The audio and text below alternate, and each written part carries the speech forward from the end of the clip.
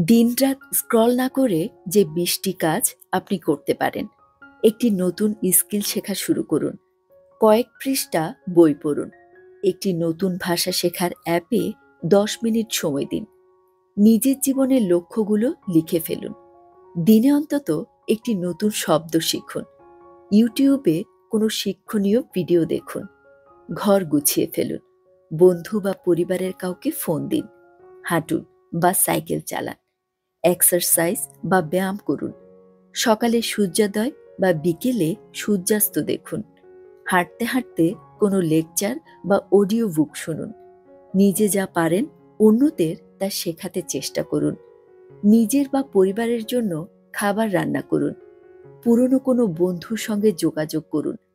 Video বানানো শুরু করতে পারেন। লেখালেখি শুরু করুন। সেটা হতে পারে গল্প, কবিতা বা নিজের ডায়েরিতে চিন্তা ভাবনা লেখা। নিজের কোনো পুরনো ছবির অ্যালবাম দেখুন।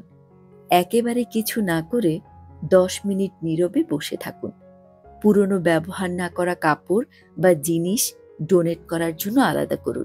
এই ছোট ছোট কাজগুলো এক একটা স্ক্রল রিপ্লেসমেন্ট, যা সময়কে গিলেই ফেলে না, বরং গড়ে তোলে।